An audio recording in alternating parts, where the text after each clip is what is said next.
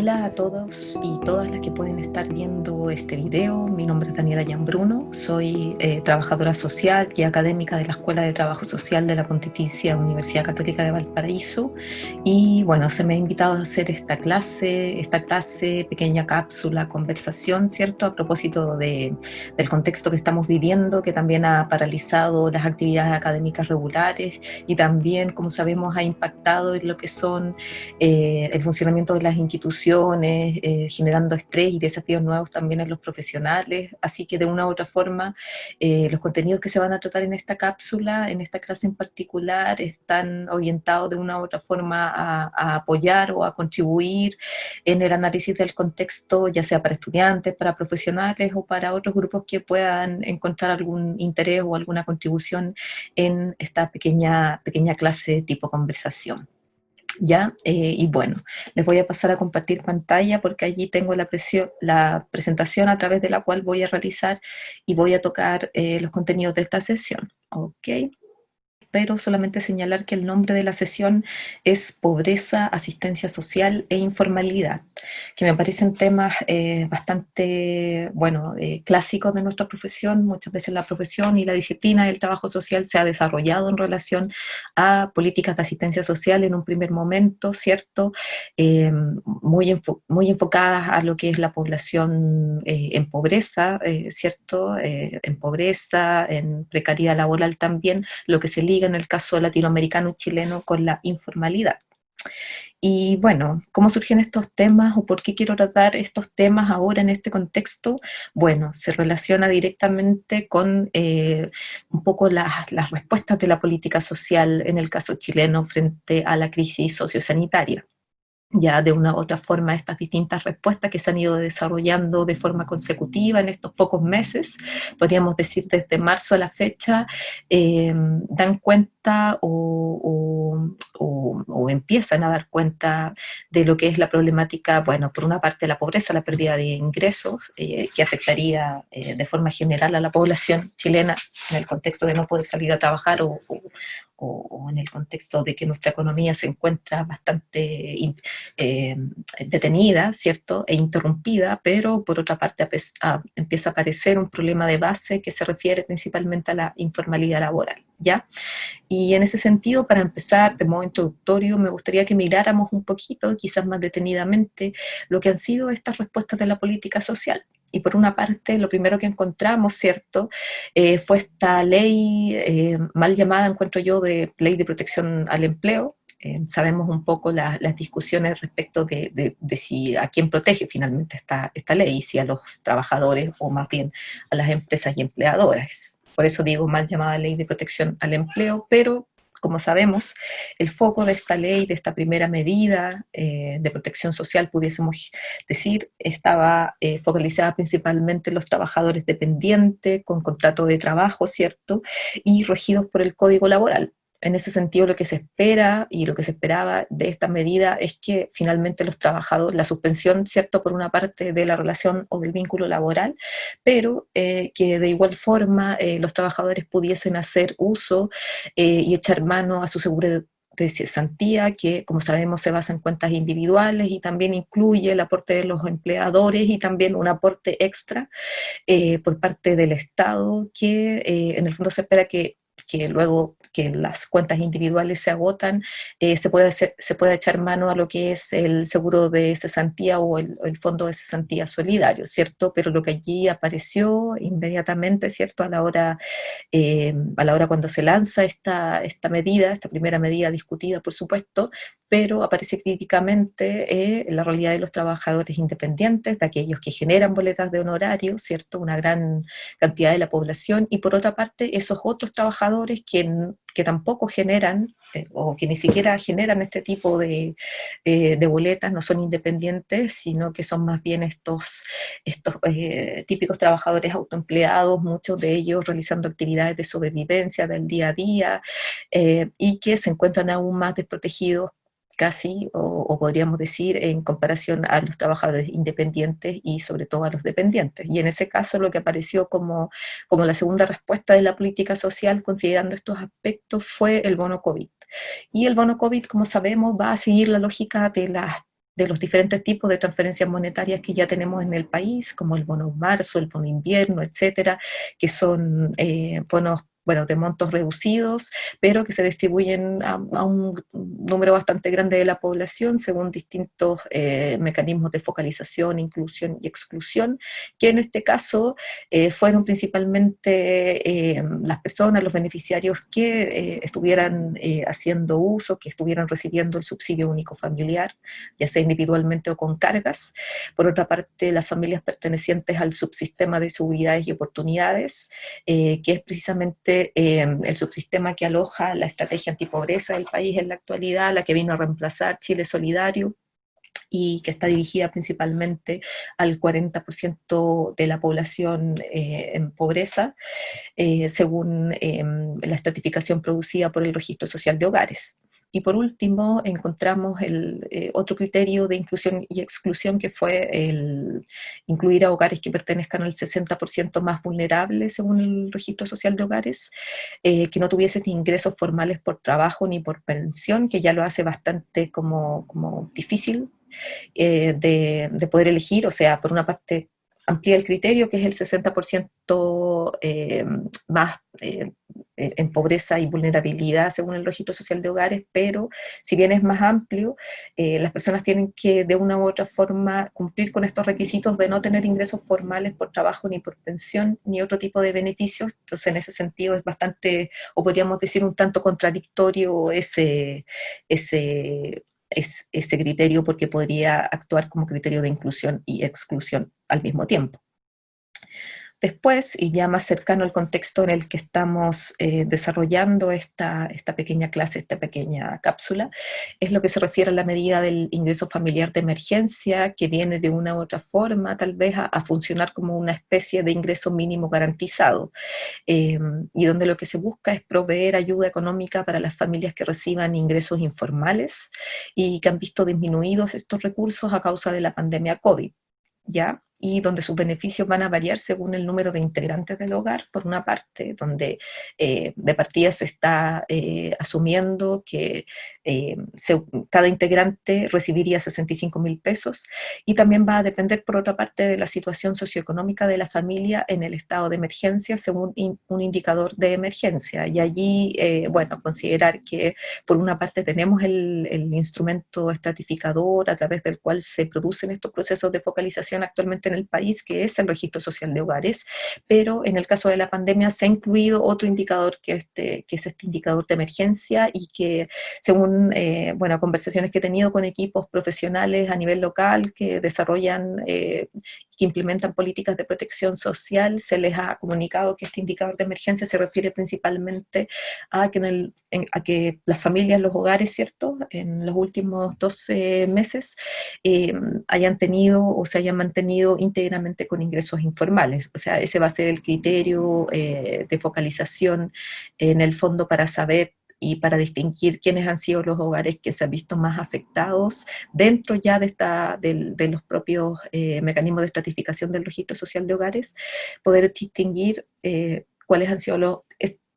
de ese universo de hogares, cuáles han sido los que se han visto más afectados para hacer esta distribución del ingreso familiar de emergencia. Y bueno, decíamos que funciona o viene a funcionar como un ingreso mínimo garantizado, en el sentido de que la duración de este beneficio va a ser de 3 meses, y quizás ese es el elemento más innovador que introduce este tipo de política social y de respuesta frente a la crisis sociosanitaria por parte del país. Como sabemos, con montos decrecientes, en el primer mes 100%, luego 85% y por último 70%, a la espera, como se señala en la propia comunicación, en la propia información referida a este beneficio, a la espera de que los hogares puedan retomar sus fuentes de ingreso lo antes posible. Y allí, bueno, es dar cuenta y es reconocer allí la lógica eh, liberal, ¿cierto?, que rige nuestro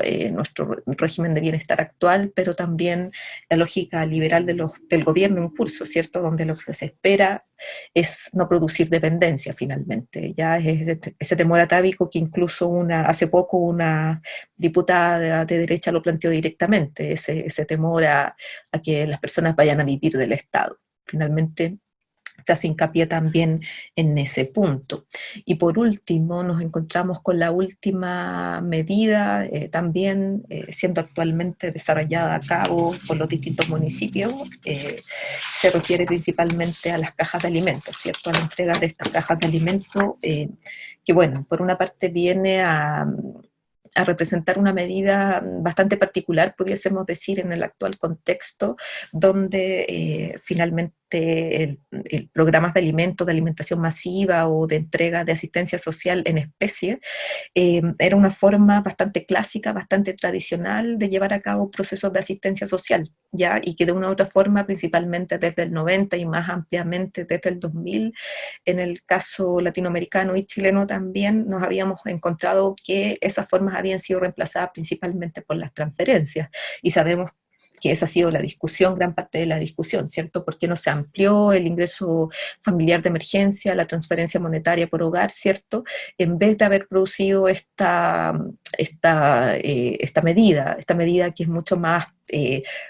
puntual, con un impacto mucho menor, pudiésemos decir, ¿cierto? Que no estimula las economías locales, y justamente hoy día estaba escuchando al ministro Sichel del Ministerio de Desarrollo Social, donde en el fondo él planteaba que esta medida se había generado en complementación a todos los instrumentos, ¿cierto?, que se han generado a la fecha, pero principalmente pensando en la cuarentena, que iban a vivir los hogares, y ahí desde la lógica principalmente, o tomando en cuenta la realidad de Santiago,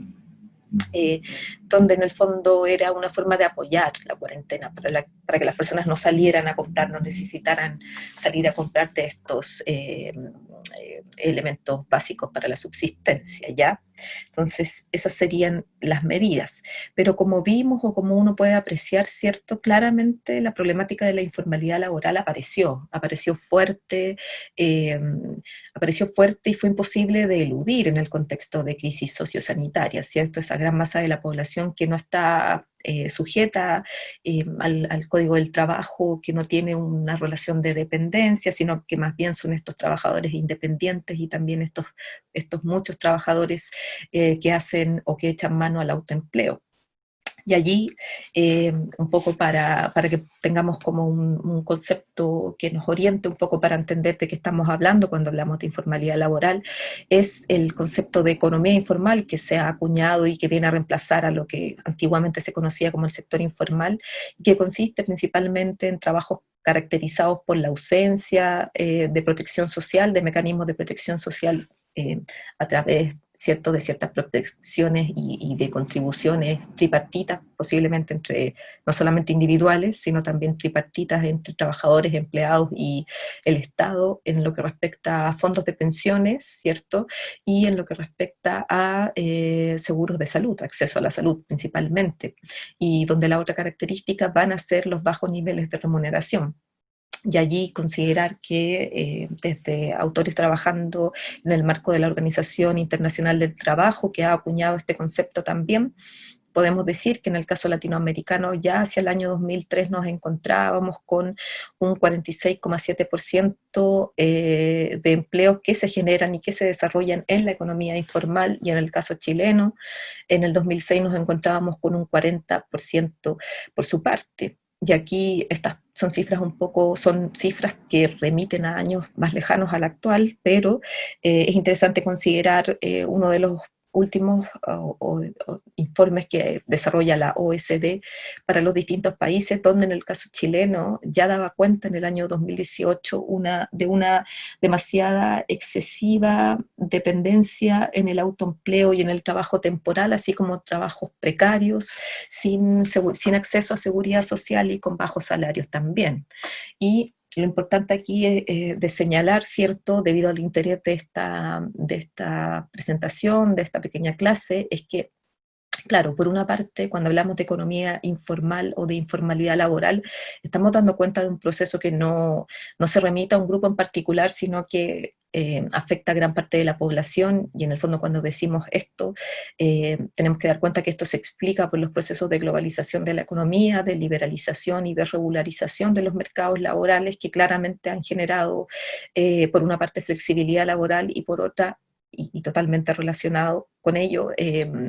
precariedad laboral. Y en ese sentido no es de extrañar que haya aumentado y que haya crecido este llamado sector informal clásico en el caso latinoamericano, pero que se amplía y que va más allá de la región, ¿ya? Y que tiene que ver con estos procesos y con esta liberalización de la economía. ¿Ok? Pero sí es importante reconocer que sí, bueno, hay diversidad de posiciones, podríamos decir, en esta economía informal respecto a los tipos de empleo y a la calidad, incluso sabiendo que existe una precariedad laboral de base. Y allí decir que esta precariedad laboral claramente afecta a los trabajadores más pobres, a los trabajadores con menos calificaciones educacionales y técnicas, ¿cierto? Los que encuentran mayores problemas para poder acceder a trabajos formales. Y en el fondo podríamos decir que en el caso chileno claramente encontramos evidencia de ello si es que uno mira lo que es la medición de pobreza multidimensional en Chile, donde según los datos de la CACEN del 2017, la última que tenemos disponible, ¿cierto? Nos encontramos que un 20,7% de la población presentaría esta pobreza informal y donde si uno, perdón, esta pobreza multidimensional y si uno mira a esta pobreza multidimensional según sus distintas dimensiones, que son 5 y que incluyen educación, incluyen salud, vivienda y entorno, redes y cohesión social y por último trabajo y seguridad social, nos encontramos con que la dimensión que predomina respecto a estos niveles de pobreza multidimensional que existen en Chile, claramente sería trabajo y seguridad social la dimensión que predomina con un 31,1% y donde dentro de los indicadores de esta dimensión nos encontramos que también el indicador predominante va a ser el de seguridad social, es decir, la falta de acceso a la seguridad social, lo que da cuenta de trabajos precarios, de trabajos que se desarrollan en la economía informal principalmente con un 30,7% de peso, seguido luego por el acceso a la jubilación y por último el desarrollo de alguna ocupación o actividad laboral en particular. ¿Ya? Y aquí, bueno, para seguir desarrollando este tema es interesante poder mirar estas condiciones de informalidad laboral, esta relación entre informalidad laboral y pobreza en perspectiva histórica, en el caso chileno y latinoamericano. ¿Por qué? Porque en el fondo si uno mira, y en el fondo ¿por qué? Porque si bien está asociada al modelo económico que tenemos, ¿cierto? Y a los procesos de globalización, que serían lo que caracteriza nuestra condición contemporánea, ¿cierto?, respecto a la organización de la economía. Sí tenemos que decir que la problemática en sí, podríamos decir que se vuelve más evidente en estas condiciones, pero no quiere decir que sea nueva, ya todo lo contrario. Nosotros ya hacia los años 60, los autores estimaban que un tercio del empleo urbano en Latinoamérica pertenecía a lo que se denominaba en ese tiempo el sector informal, ¿cierto? Es decir, actividades de autoempleo, considerando también a los trabajadores domésticos y por último a unidades económicas con menos de 5 integrantes. ¿Ya? Y en este caso claramente este tercio del empleo urbano que pertenecía al sector informal estaba relacionado también con el desarrollo y la expresión de la pobreza urbana en las urbes latinoamericanas, dados principalmente por los procesos de migración interna, campo-ciudad, hacia la década, bueno, 50, 60 principalmente, y donde en el fondo estos procesos de migración interna, esta población podríamos decir eh, en tránsito y que también población que va creciendo en las ciudades no va a lograr ser absorbida por lo que son nuestras estructuras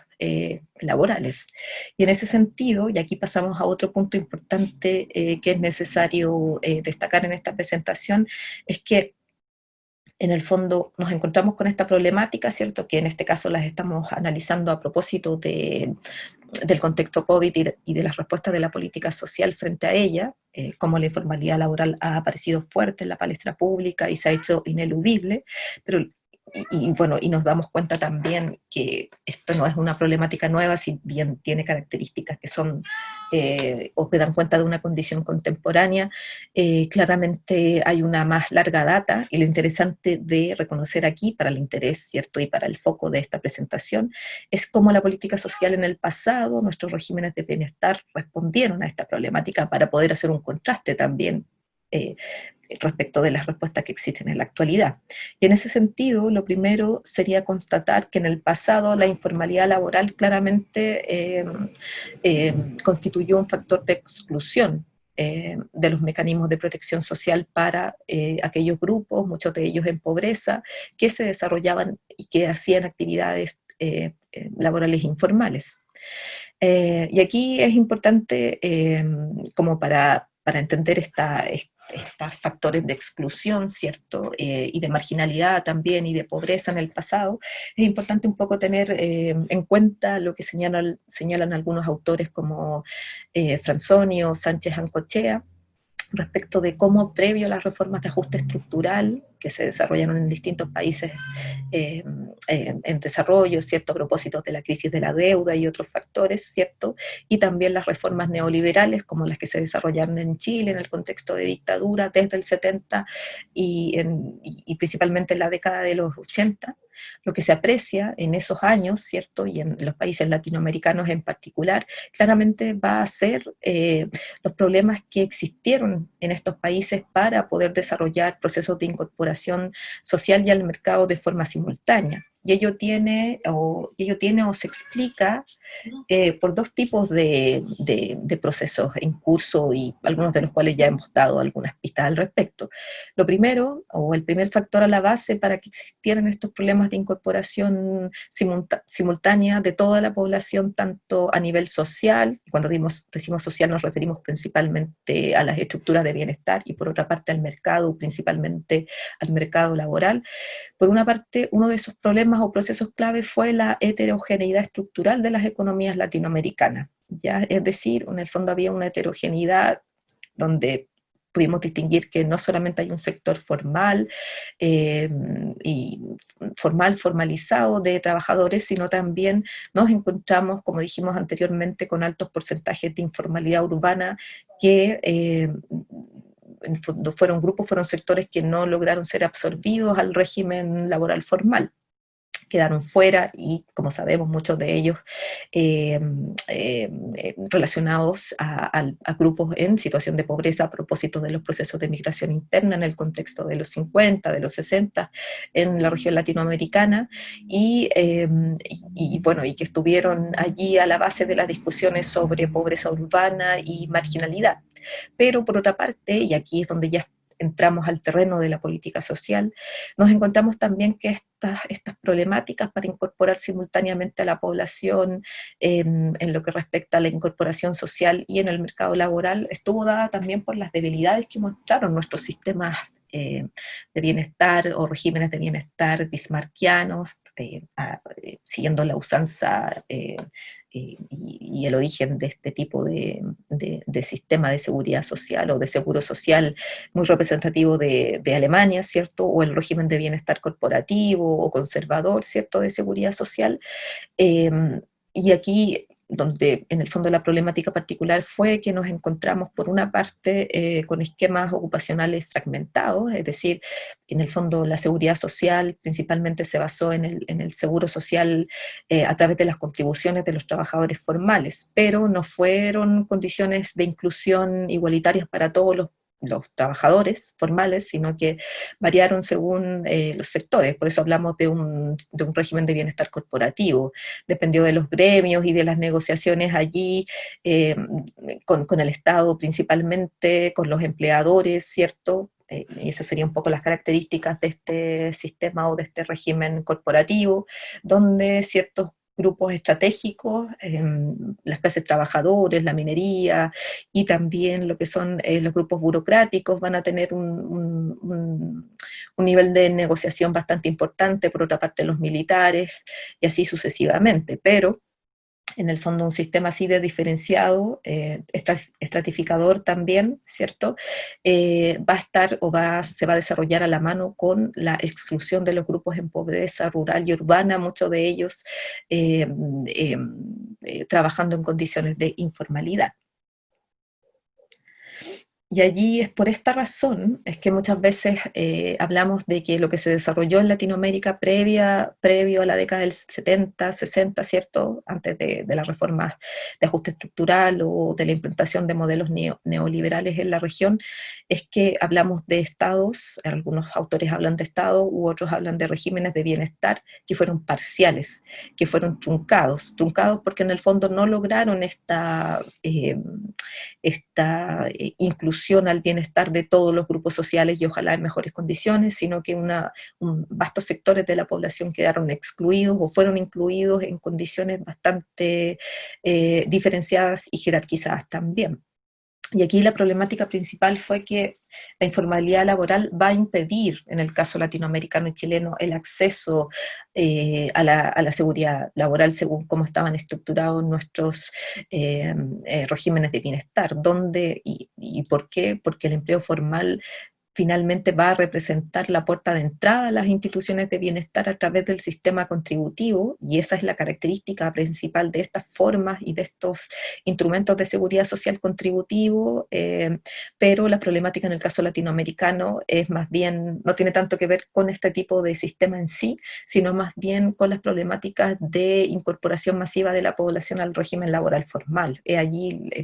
el punto crítico, pero, y ese es otro punto interesante aquí de rescatar, el otro punto crítico va a ser que en relación a este tipo de régimen de bienestar corporativo basado en las contribuciones de los trabajadores a la seguridad social, ¿cierto? El otro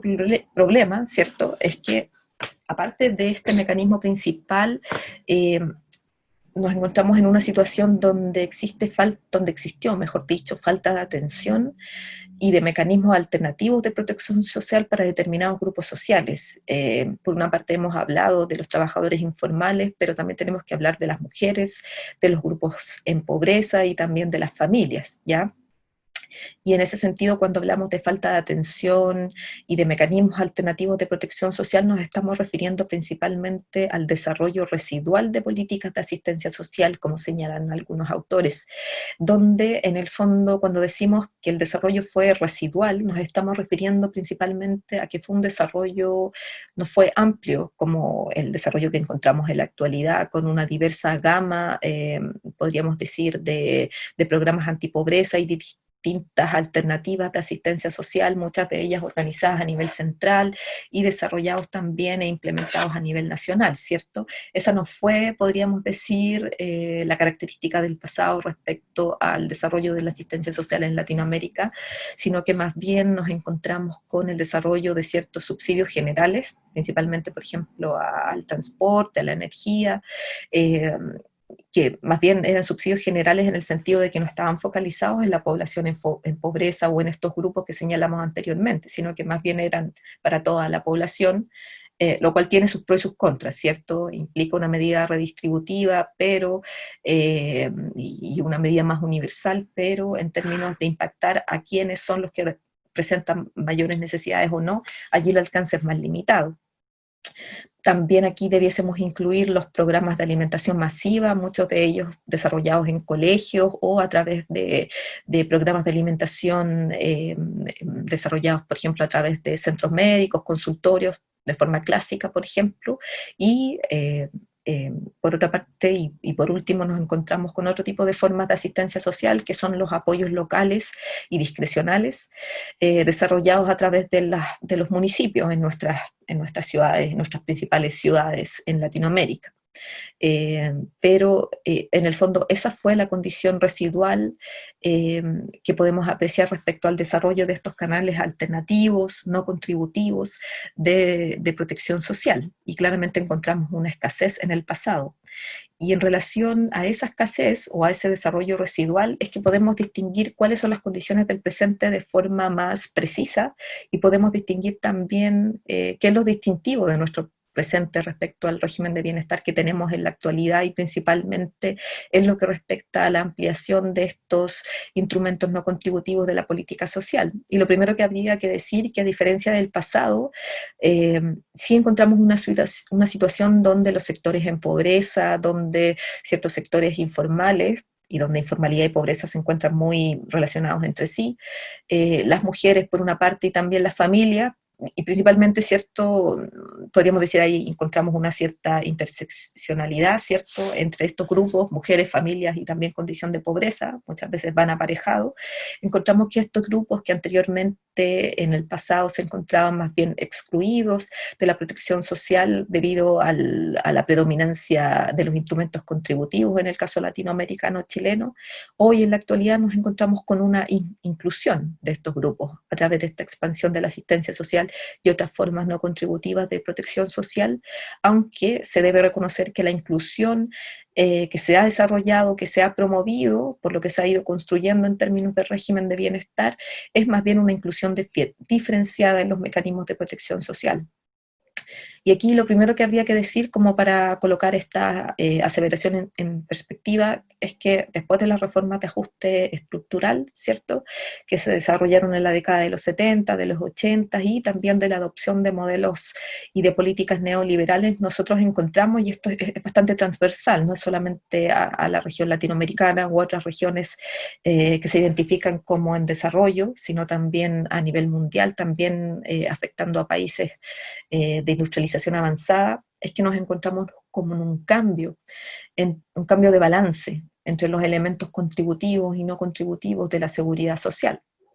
¿Ya? Donde podemos, y cuando hablamos de este balance, nos referimos principalmente al balance que se produce entre las políticas de seguridad social basadas en las contribuciones de los trabajadores principalmente, y por otra parte lo que se refiere a la asistencia social y a otras formas no contributivas de protección social. Y allí los factores que estarían a la base de este cambio de balance serían dos principalmente. Uno, lo que se refiere, y que puede ser muy y que lo vivimos en el caso latinoamericano, y en ese sentido es muy, de una u otra forma, sencillo de identificar, o que es posible finalmente identificarlo claramente, a eso me refiero. Nos encontramos con el desmantelamiento del sistema de seguridad social contributivo y tripartito que en algún momento tuvimos, donde en el fondo las contribuciones de los trabajadores no eran o no estaban basadas solamente en sus aportes individuales, sino que estos se complementaban con los aportes de los empleadores y también con el aporte del Estado. O sea, ahí habían formas solidarias y también de solidaridad intergeneracional que estaban de una u otra forma a la base de la forma de organizar la seguridad social contributiva. Y eso es un poco esas formas y esa arquitectura es la que se va a desmantelar en los procesos, a través de los procesos de ajuste estructural que van a reducir el gasto público, ¿cierto?, que van a desregularizar las relaciones laborales, y que por otra parte, a través de la orientación neoliberal que en el fondo va a permear el régimen de bienestar que se empieza a configurar desde los 80 en adelante, claramente mecanismos de privatización e individualización se van a introducir en lo que es la forma, en lo que respecta a nuestros seguros previsionales y de salud, y que van a afectar principalmente a los trabajadores formales, o sea, claramente las condiciones en las cuales hoy día podemos desarrollar o podemos desarrollarnos como trabajadores formales, claramente es mucho peor, o es bastante desventajosa, podríamos decir, en comparación a lo que existía previo a la época de reforma, ¿cierto?, donde se desmantela esta forma de seguro social o de protección social contributivo que era la que predominaba en nuestro país. Pero, por otra parte, nos vamos a encontrar que también este balance entre elementos contributivos y no contributivos de la seguridad social va a cambiar a propósito o se va a transformar a propósito de la expansión de la asistencia social y de los instrumentos no contributivos de la seguridad social que desde el 90 y también en la década del 2000 se van a desarrollar fuertemente en las regiones, en los países en desarrollo, entre comillas, en parte principalmente por el impacto de estas grandes paquetes de reformas, ¿cierto?, muy al estilo neoclásico, ¿cierto?, que van a implicar, que van a producir por una parte desprotección, pero por otra parte que también van a estar aparejadas los procesos de globalización de la economía, de liberalización, ¿cierto? Eh, y de desregularización, que en el fondo parte de las consecuencias va a ser desempleo y también el crecimiento del empleo informal o de la economía informal. Y ahí es importante atender en el fondo que esta expansión de la asistencia social y de los instrumentos no contributivos de la seguridad social, por una parte van a ser respuesta a la crisis que dejan estos grandes paquetes de reforma y estos cambios de modelos, ¿cierto? De modelos de desarrollo, por una parte, pero también van a implicar o van a surgir, va a surgir esta expansión, este desarrollo, ¿cierto?, de la asistencia social, porque también a partir de la lógica liberal o neoliberal que va a seguir el desarrollo de las políticas sociales y de nuestro régimen de bienestar, en el caso chileno y también latinoamericano, se va a optar por la asistencia social en desmedro de lo que son otras formas más solidarias y contributivas de seguridad social. O sea, no se quiere intervenir en lo que son las relaciones laborales, ¿cierto?, entre trabajadores y empleadores, en el fondo para dejar actuar al mercado libremente, entendiendo que el mercado se constituye como el ente y como la institución clave en la producción del bienestar. Todo lo demás, Estado por una parte, va a quedar en un nivel secundario, y la familia, si bien queda en un lugar secundario, claramente a la falta de mayor protección social por parte del Estado, adquiere un rol predominante. Esos serían como los elementos a la base, ¿cierto? O a considerar a la hora de distinguir por qué se expande la asistencia social y los instrumentos no contributivos de la seguridad social, y son elementos críticos a considerar. Lo interesante en el contexto de esta pequeña clase es que estos son los elementos de base, ¿cierto? Y son elementos críticos, y claramente surge la crítica de por qué no ampliar, por qué no fortalecer nuestros sistemas contributivos de seguridad social y la introducción nuevamente de mecanismos de solidaridad interclase e intergeneracional. Eso claramente sí, y es un elemento crítico que está ahí, y que de una u otra forma el estallido social lo hacía presente y muy presente, y que quizás ahora esas grandes discusiones de una u otra forma quedan en segundo plano a propósito de la predominancia que adquiere nuevamente los problemas de pobreza, ¿cierto?, y de informalidad, y que siempre en momentos críticos la clase política lo utiliza muy bien, como fue el contexto de los 90, por ejemplo, donde la lucha contra la pobreza aparece clave en el proceso de transición a la democracia. Nos encontramos en la actualidad en un contexto parecido, y en el fondo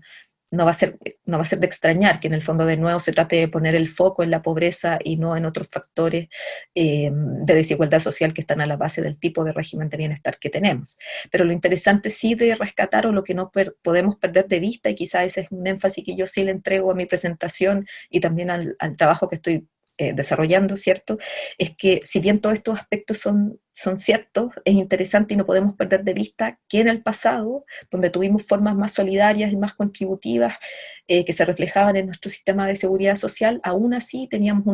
un gran porcentaje de la población con acceso diferenciado, jerarquizado a la protección social, como el caso de las mujeres, o como el caso de distintos gremios que no tenían tanto estatus, podríamos decir, a la hora de negociar sus propios beneficios, ¿cierto?, a propósito del régimen más corporativo, pero también con una vasta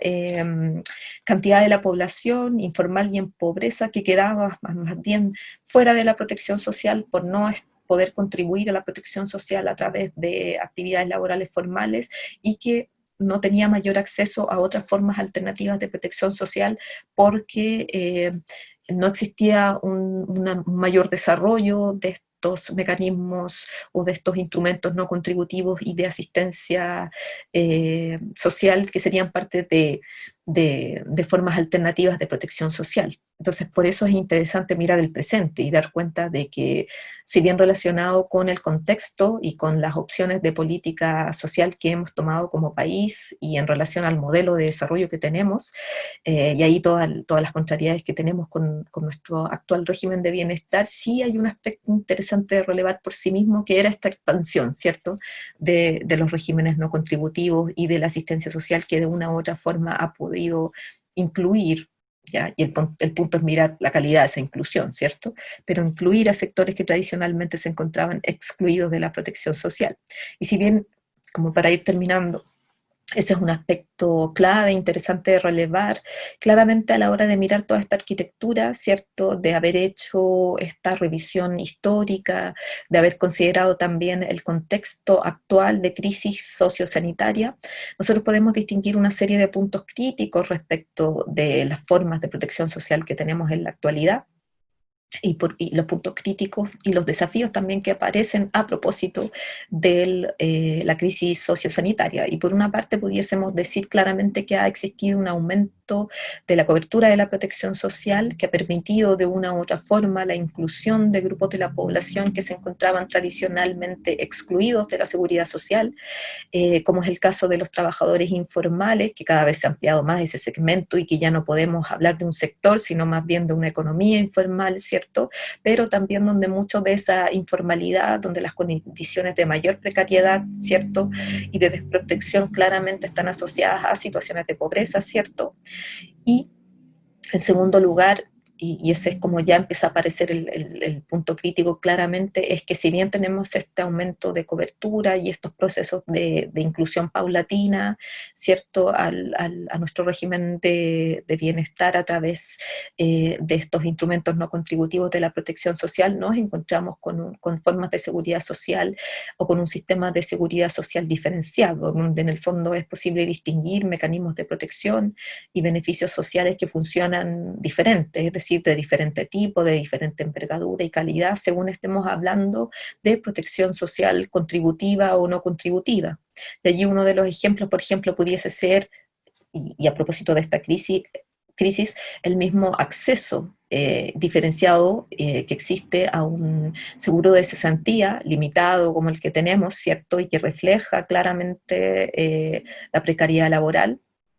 principalmente en términos de los bajos niveles de ingreso que existen en Chile, que claramente, dada la predominancia de las cuentas individuales, se va a reflejar en el seguro de cesantía en sí, pero que de una u otra forma también ha incorporado un elemento solidario a través de los aportes del Estado, ¿ya? Este tipo de instrumento, ¿cierto?, asociada a la seguridad social contributiva, no estaba presente o no está presente para los sectores informales, ¿cierto?, y en pobreza, y claramente lo que estamos a la espera de que se apruebe una ley que va a generar, eh, según los anuncios, ¿cierto?, que se dieron en un momento a propósito del plan económico que ha establecido este gobierno, que se genere algún tipo de instrumento de protección a través de un seguro que va a estar asociado a las cuentas también y a los ingresos principalmente de los trabajadores independientes. Y allí nos quedaría otra vez qué pasa con los trabajadores informales que no producen boletas de honorario. Y lo mismo pudiésemos decir, aunque la diferencia es bastante o muy difícil es bastante difusa y difícil de distinguir en términos de qué es mejor y qué es peor, es la diferencia que existiría entre las pensiones contributivas y las pensiones solidarias, ¿ya? Y me recuerdo cuando estaba haciendo mi investigación doctoral, que me tocó trabajar y me tocó más bien hacer entrevistas a profesionales en la quinta región que trabajan por larga data en lo que es el sistema de protección social a nivel local, desde la municipalidad, desde los municipios, pero que han trabajado con toda esta agenda de política social que se ha ido desarrollando desde el 90 en adelante, y en el fondo donde surge y donde se plantea finalmente la disyuntiva y los estímulos y desincentivos que pudiesen existir al trabajo formal a propósito, sobre todo para poblaciones que acceden que pueden acceder a trabajos formales de muy baja calidad, ¿cierto? Y muy bajo nivel de remuneraciones. En el fondo, la diferencia paupérrima que puede existir entre estas pensiones contributivas y las no contributivas, es decir, las que está asegurando el Estado a través de las pensiones solidarias, ¿cierto? Pero aún así existe una diferencia. Y por último, respecto de los sistemas de salud,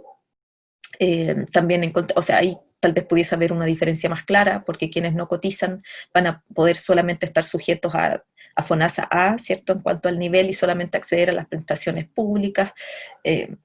un poco en desmedro a lo que pudiese ser la posibilidad de contribuir a FONASA o a ISAPRE si es que se elige y poder allí tener acceso a los subsidios, ¿cierto?, que tiene, a los subsidios que el Estado provee para hacer uso de estas formas y de estos instrumentos de seguro de salud, y que también, de nuevo, y ese es el punto en Chile, ¿cierto?, que por una parte tratamos de focalizarnos o de focalizar la mirada en la población en situación de pobreza a través de esta ampliación del régimen no contributivo o de las formas de asistencia social que existen en la actualidad y que claramente pudiésemos decir que son de peor calidad de lo que existe en lo contributivo basado en las formas de protección social asociadas al trabajo, pero que también no existe una gran diferencia, ¿cierto? Y que el desmedro muchas veces se nota o se distingue bien en lo que es al universo de trabajadores formales y a la protección que podemos acceder a propósito del tipo de régimen de bienestar liberal que tenemos, ¿cierto? Y esa es la gran discusión respecto de los procesos de focalización y cómo estos procesos de focalización debiesen ampliarse no solamente al 40% de la población, sino también al 60, al 80, donde estaría esta gran masa de trabajadores vulnerables, y también a la llamada clase media, ¿cierto? Y esa es la discusión que tenemos. Pero lo que habría que rescatar para ir cerrando, ¿cierto?, esta presentación, es que si bien no hay diferencias tan significativas respecto al tipo de beneficios y a la calidad de los beneficios, ya no son tan significativas, y en el fondo lo que se puede distinguir transversalmente son beneficios y son una forma de protección bastante precaria, es que sí existe una institucionalización de la precariedad y desigualdad laboral. O sea, al existir este régimen diferenciado, por una parte para los trabajadores formales y por otra parte para los trabajadores informales, nos encontramos con una institucionalización de esta diferencia que de ninguna manera viene a afectar estas condiciones de precariedad laboral y las desigualdades que en el plano del empleo sufren distintos grupos sociales, principalmente aquellos con menor calificación educacional y técnica para acceder a mejores tipos de empleo, ¿cierto? Y por último, señalar que en lo que respecta a este sistema no contributivo que se ha ampliado a través de la asistencia social u otros instrumentos como las pensiones solidarias, la crítica o el punto crítico es que si bien hay una expansión de estos mecanismos que han permitido una relativa inclusión de ciertos grupos que históricamente se encontraban excluidos de la protección social, en el caso chileno y latinoamericano, nos encontramos con prestaciones de montos limitados, y eso queda muy en evidencia a la hora de mirar el tipo de montos que han estado asociados a los instrumentos que actualmente la política social ha desarrollado a propósito de la crisis sociosanitaria, ¿cierto? Primero que todo en el bono COVID y en segundo lugar a través del ingreso de emergencia.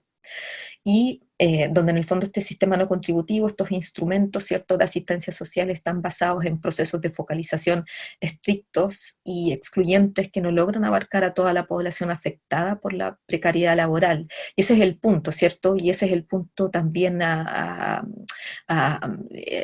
como a dar énfasis en el caso de esta presentación cuando hablamos de cómo nos apareció el tema de la informalidad laboral y cómo, si bien esta informalidad laboral afecta principalmente a grupos en situación de pobreza o vulnerables, ¿cierto?, sin mayores credenciales para poder acceder a trabajos mejores en el mercado formal, es un proceso bastante amplio, que no se puede reducir solamente a estas poblaciones, sino que afecta a una gran mayoría de la población, muchos de ellos en la categoría de independientes. Entonces, claramente, sus posiciones o estrato socioeconómico y la calidad de vida y el bienestar que estas poblaciones pueden tener y acceder a propósito de estas condiciones laborales son precarias y requerirían ampliar nuestros procesos de, de focalización para lo que pudiera ser una entrega más amplia y más universal de acceso a la protección social no contributiva emanada por parte del Estado. Y ese es un elemento clave, también un tema que me interesa decir y destacar, debido a que claramente ya nos encontramos en la situación de los 90, ¿cierto? Donde había que reparar la deuda social y que de una u otra reparar o asumir, ¿cierto? Y tratar de dar respuesta a la deuda social a propósito de las reformas totalmente ortodoxas que se desarrollaron en el contexto de dictadura, etcétera, con grandes masas de población en pobreza, ¿cierto? Y con un régimen de bienestar y los distintos sectores sociales muy paupérrimos. Eso se hizo y el país ha ido creciendo y hemos ido alcanzando cada vez mejores indicadores de bienestar en salud, en educación. Entonces ya no se, también en términos como de contexto sociopolítico, o sea, una focalización de este tipo claramente no da cuenta de las condiciones de contexto de los niveles de desarrollo alcanzados por el país, donde hay aspectos críticos, donde este plano de cómo configuramos